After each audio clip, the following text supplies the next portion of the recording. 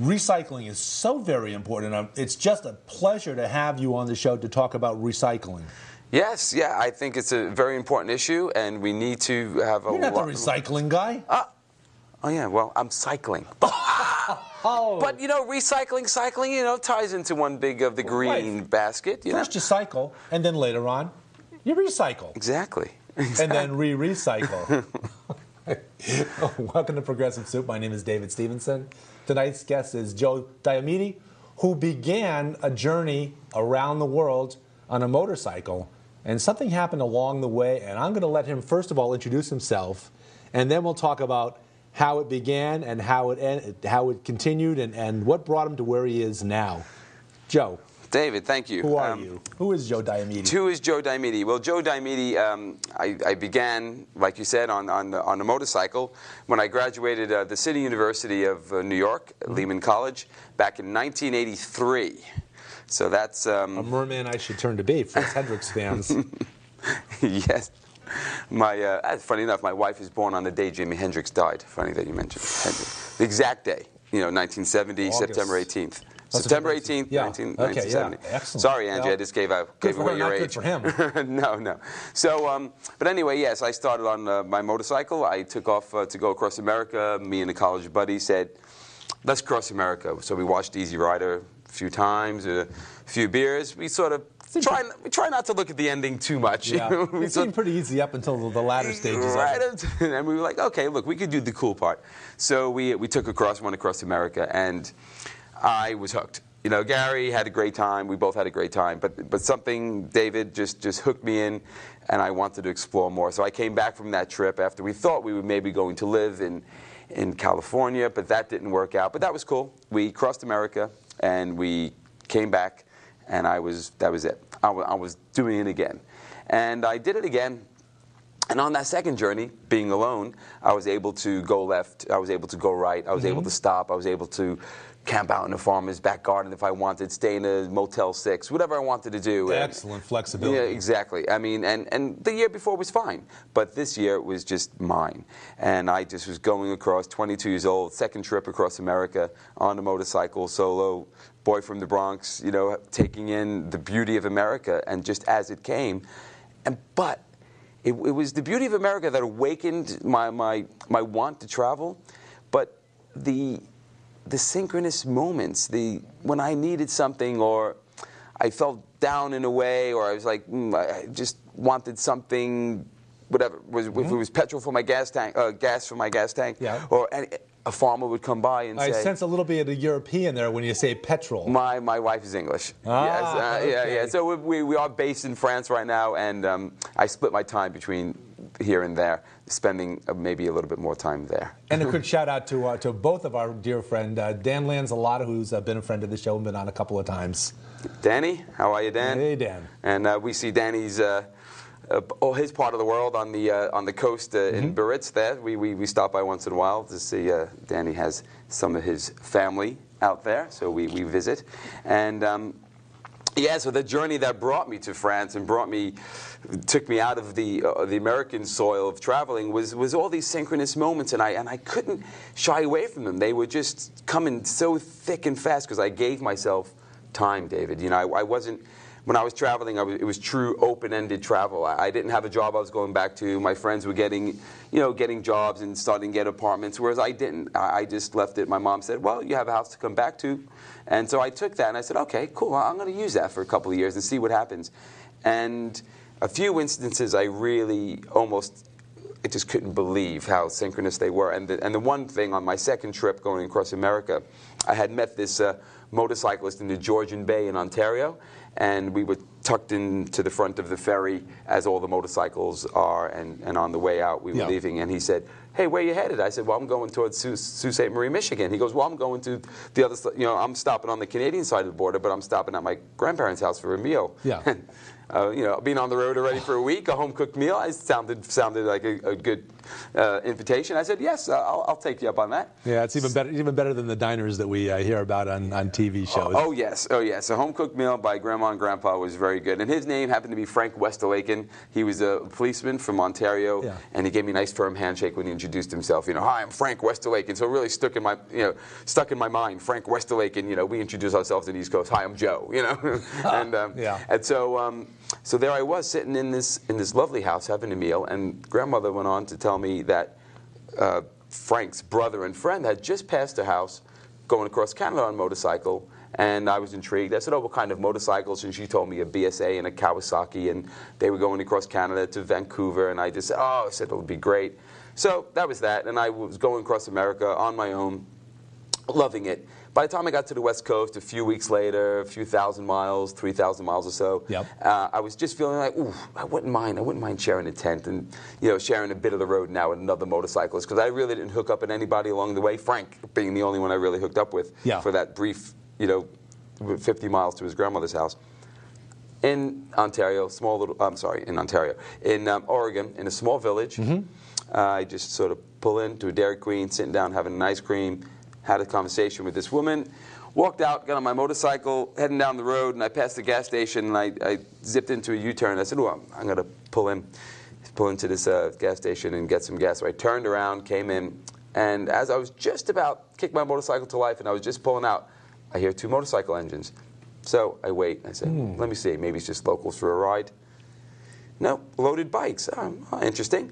So I just kick back and wait. They give me a little nod as they take the helmets off, and I nod at them. And then I noticed the Kawasaki and the BSA. It was like, well, could be just huge coincidence. Two guys on a Kawasaki and a BSA. Yeah. So I walk around. They're filling up. I walk around to the back of their bikes. Ontario license plates. So I was like, okay. I walked over to the guy on the Kawasaki, and I introduced myself. I said, hi, I'm Joe. Are you John? And he looked and he said, yeah. I said, remembering Frank's handshake, I said, John Westelaken? And he was like, yes, I am John Westelaken. Do I know you?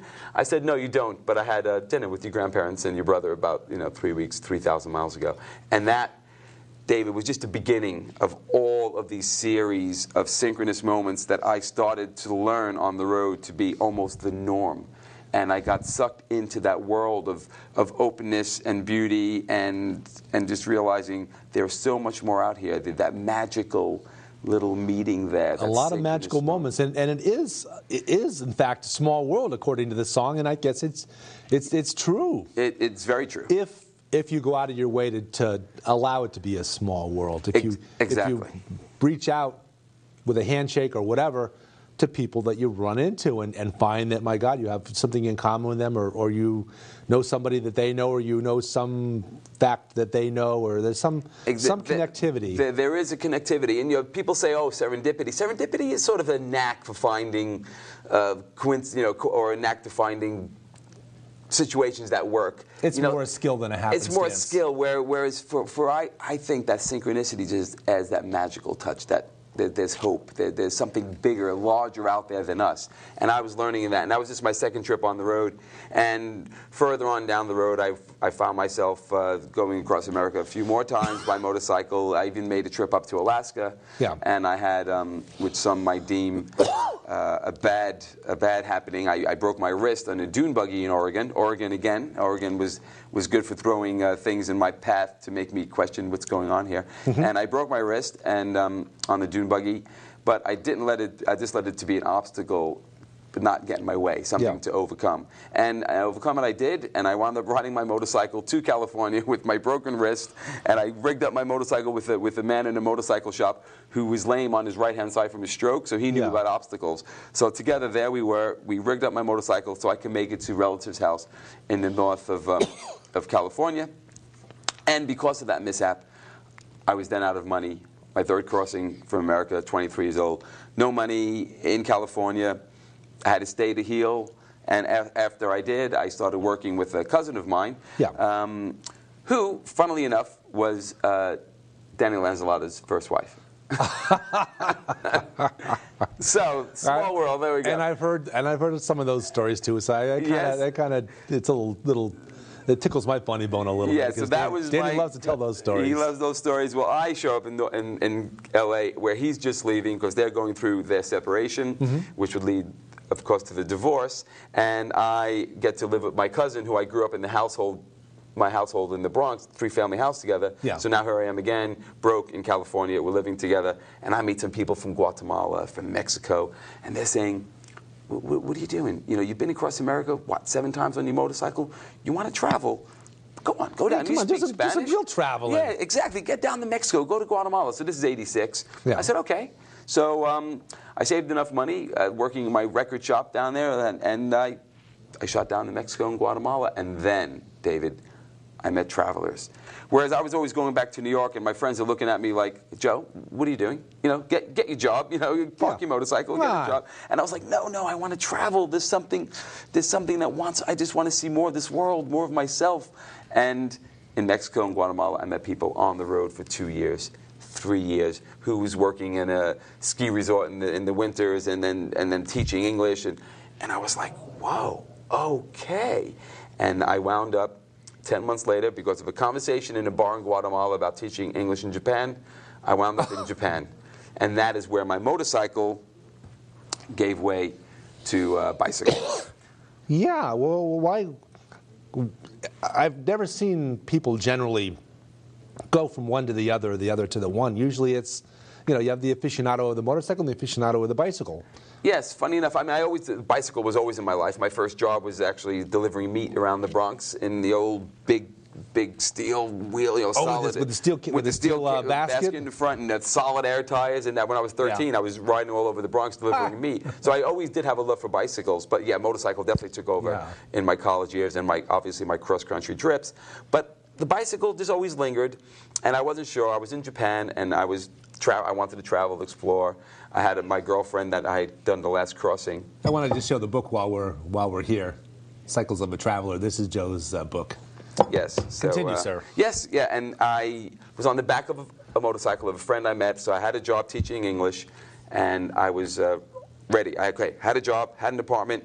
I had my last traveler's checks. My girlfriend at the time, who I crossed America with on the motorcycle, she was in California, but she was going to come out, and we were settled. So I had $600, you know, 1987. Yeah. 600.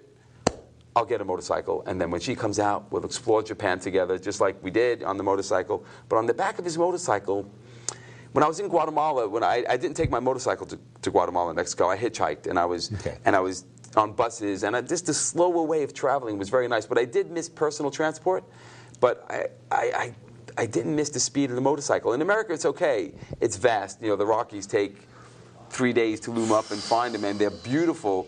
But America could take that. But you know, in Guatemala, the small villages and everything would pass too quickly on a motorcycle. So I was glad to be hitching and walking and being on trucks that were breaking down every 10 or 20 miles. Now, Central America and Mexico, the only place I've ever been in that part of the world was Cancun for my honeymoon with my second wife, Diane. And we took the bus trip from Cancun down to Chichen Itza. Fantastic. And my first thought, traveling on this little hobnobby rural road and going through all these little villages and past all these little huts. You had a little hut, little house. You had a fenced-in yard, some chickens, goats, ducks, a couple of fruit trees.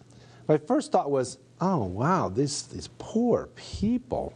Look at them. They're here. They're where's the television? And I thought to myself afterwards, there's something to be said for that lifestyle. Yeah.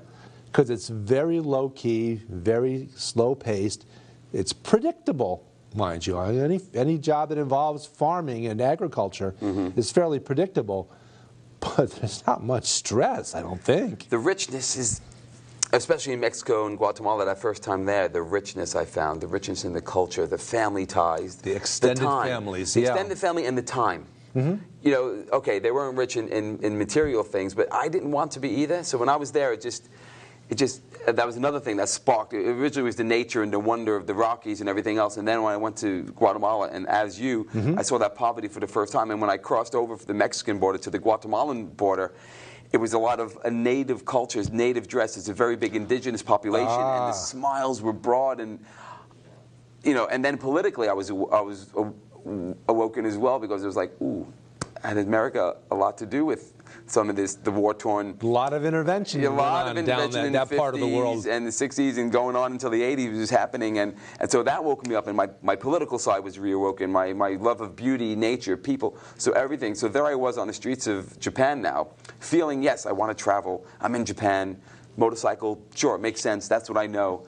But on the back of my friend's motorcycle, my head was like craning every minute, because we were heading to the motorcycle shop from my small little Minshiku where I was living. But I wanted to smell the food that was cooking on the street corners and see the people, and we were zipping by, and then we hit the first traffic light, and he stops at this traffic light, and I was looking off to my right and just saying, oh wow, how cool, look at that little road and little street. And he just, the light turns green, and he clicks into gear. And in Japan, it's on the left-hand side of the road, like England. They drive. Not many people know that, actually. They're surprised, because all the cars come out of Japan with the left-hand drive, but it's not all right-hand drive. So we were on that side of the road. He stops at the red light, just about to pull off, and I looked to my left, and I said, hey, Bruno, wait, what's that?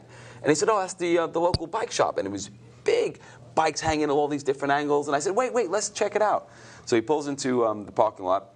I walk in, David, and I was blown away. I looked at all these bikes at different bicycles at different angles, and I saw a mountain bike for the first time in my life. Flat handlebars. This is '87, mind you. Yeah. So they were just getting popular in the mid '80s. But I had my English racer that everyone did, and and so I had never been in a bicycle shop except for the occasional tube for my racing bike.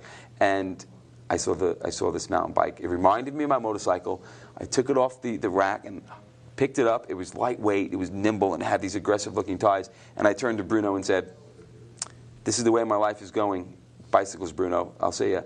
And Bruno, I'll see you Monday. He said, you sure? I said, see you Monday in school. So he took off, and I started talking to the owner, who luckily spoke a bit of English. And that $600 I had for a motorcycle went down on a bicycle. $600 in 1987. I didn't even think about it. Yeah. He showed me cheaper ones. I was like, no, they were heavier. The equipment didn't look as nice. And I said, no, this is the one I want. This is the one I fell in love with. It's transportation versus transportation. And I guess the after purchase costs are obviously a little bit less on a bicycle, because you don't have to buy petrol. No petrol. Exactly. No petrol in the tank. Yes. My wife would be proud. I'm throwing in. But yes, no petrol. And I rode home from that bike shop.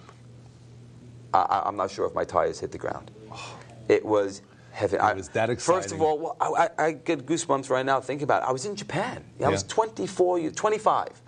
I had crammed a lot in from university graduation to being 25 walking the streets of Japan. I was in Nagoya, not in Tokyo, so it was a provincial town, 5 million, small. Small town. Small town, And I was riding my bike on these streets, and the smells assaulting my nostrils, the street food, and the people bowing and looking at you, and you're staring at them as much as they're staring at you, and this cool little bicycle just doing it, being able to go from the bike path to the road. By the time I got home, I was hooked. Yeah. I said, this is the coolest $600 I ever spent. My first cross-country trip across America, there and back, was $800. Yeah. So 3-4 years later, $600 was a lot to throw down. But again, like I said, I had the apartment and the place to live and the job. You were fortunate enough to have that home to come home to. Yes. When the time was right. Right. So Noemi, waiting for the hum of the motorcycle as I drove up to our little Minshiku to say, okay, Noemi, I got our motorcycle. You're going to do some traveling on. I said, I got a bicycle, Noemi. And she's like, great, where do I sit? I said, on your bicycle? And she got sucked into the bicycling world, and she wound up traveling later on in New Zealand on her bike and had done some trips, and I was the hooked cyclist. What other countries have you been to on presumably bicycle, because you say you left the motorcycle behind? So I left the motorcycle behind, so I well and truly had started becoming the traveler I envisioned myself being on my second trip across America. So now I was in Japan, and my girlfriend and I broke up there amicably. Yeah. I was young, and we were both young, and just weren't sure what we wanted to do. So she went her way, I went mine, and I cycled then through Australia, down into Tasmania, into New Zealand, where I did meet up with Noemi again, and we cycled for a while together. And then she headed off on her own journey, and her bike went home, and I continued from New Zealand back to Australia, where I found some work, into Southeast Asia, where I met a friend after staying in Australia for 6 or so months, and a friend from Japan who I met through the biking world. And we cycled up through Southeast Asia together, up into India, and Nepal into India, and then I... up into the Himalayas. Into the Himalaya. Fantastic. Oh, my gosh. And now, those synchronous moments have becoming thick and fast, because, again, it was still open-ended travel. So from 21 years old, now I'm 27, after a year and a half in Japan and a year and a half in Australia and New Zealand, cycling and working. So, these are the norm now. Life is a magical feast of cultures, of exploration. And I'm away from home now on this journey nearly 3.5 years. And we're up in northern India meeting sadhus and having all of these incredible moments of synchronicity. But I'm starting to unravel a bit. You know, just that tiny little bit, you know. When you say unravel, do you mean you're getting a sense of longing for home, perhaps? Longing of home, or just maybe a bit of like, ooh, am I going to be able to go back to my old life? Do I want to go back to my old life? What is my old life? You know, because it wasn't like I was the corporate dropout. You know, that's something different. You know, if I worked 10 years and I know I left that behind. There were everybody else's norm was what you hadn't experienced. Right, I hadn't experienced that workaday world. I started traveling from the get-go from university, and every penny I made was to travel more. So you know, there I was, and I started to unravel, and I met the people I needed to say, you know, you got to go home, maybe go home and familiar backdrop. And we did. I wound up going home, but that, David, it wasn't over. I wound up I stayed there for a year, and I worked in the bicycle industry. I got a job in a bicycle shop and explored my vehicle on a different level. I started fixing them, selling them. Till this day, I own a small bicycle shop in England, and I owned one in Ireland, as I lived in Ireland for 2 years with my wife and family as well.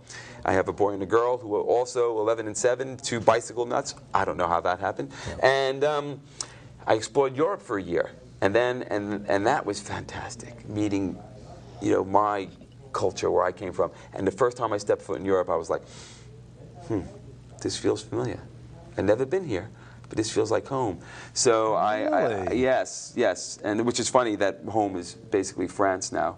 You know, and I just felt at home, and I explored that continent along with a little bit of Northern Africa and Turkey, mostly on bicycle. I did walking through the Northern Africa. But after that year and a half of exploration, I came back and I worked, and I was going to head back to Europe again, but the universe had a different plan again. Different like my calling, my wrist had a higher purpose to keep me to keep me there and let me meet those Guatemalan and Mexican people who put me on a different path. Well, my root canal on the day I was supposed to fly to Poland canceled my flight, and I just pointed my bike west and I cycled across America.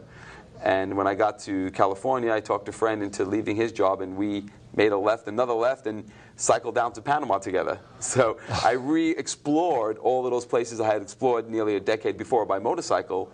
I explored them as an older, to compare and as a 10-year older person with a whole different view of life and its complexities. And there I was on the way, and I headed from we cycled all the way down to Panama, took a boat into Colombia. And now, do you speak any or all of those languages, or if not, how did you manage? I speak Spanish. I took Spanish in school, so I spoke it to a decent level at the time, and then I would sit and learn. I'm not a linguist, unfortunately. I grew up in a household where my grandparents spoke Italian, but we never learned it. It was at the time, speak English or in America. David, it's one of the things. So many families, my second wife, Diane's family, same thing. They came over here, and they discouraged the kids from learning Slovak. Yeah.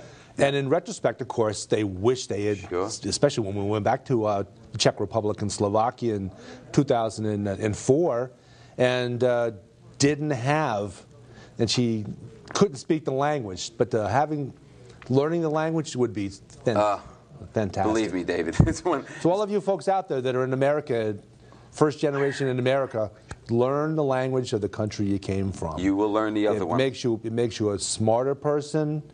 It makes you understand other languages. I never really understood English well enough, I thought, until I studied French and Spanish. Yes. And learned the roots, the roots and the conjugation and the different verb tenses, and the then subtleties of words. And then I understood and the structure of the language. Yes. Then I said, oh, I understood English so much better. Yes. Everything except for the spelling. Although I'm a good speller, but yeah, we have strange rules. We have strange rules. Well, it's because English is a juxtaposition of all these other languages, so you get a lot of non rules. True. In our words adapted into English. Teaching English in Japan, it was the first time I was stuck with that.